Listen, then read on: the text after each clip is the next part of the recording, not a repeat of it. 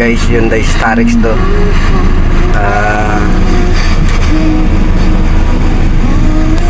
Pinapacheck sa akin yung aircon, mahina daw. Titingnan natin kung ano, gaano ka hina tong ano na to. Kaandar lang naman guys. Testingin ko lang kung anong naging problema, bakit mahina daw. So mamaya sasalpakan ko ng manifold gauge. Sa ngayon kasi kaandar lang, malamig pa. Titingnan ko mamaya kung ano. Tapos ito yung adjustment ko ng temperature. Okay. Ayan, ito na guys. Nilagyan ko na siya ng ano, gauge. Yung reading guys.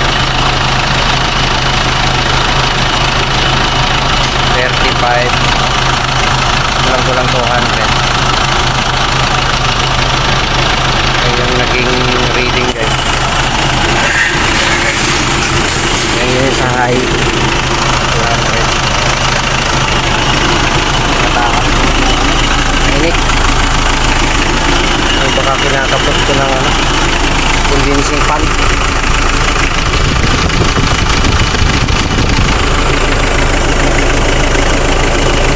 Lamig naman dito sa ano, low.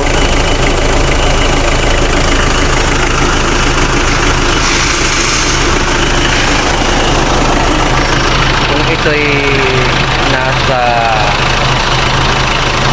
ano lang 175. Ito'y kulang sa refrigerant, pero ano, mataas kaya maaaring ano lang yan, kulang sa condensing fan.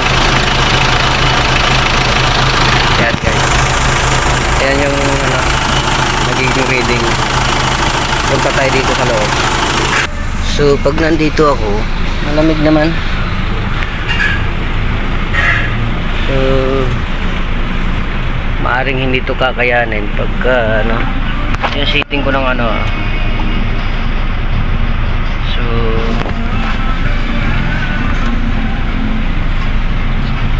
yan.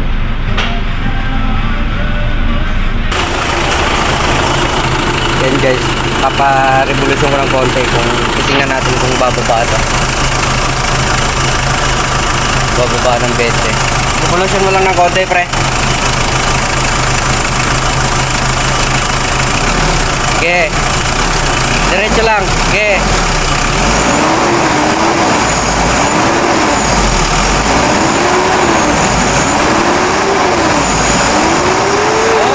Op.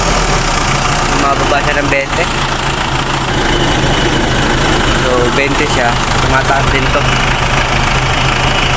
So masyadong mainit ang ating condenser. Pagka ganun. So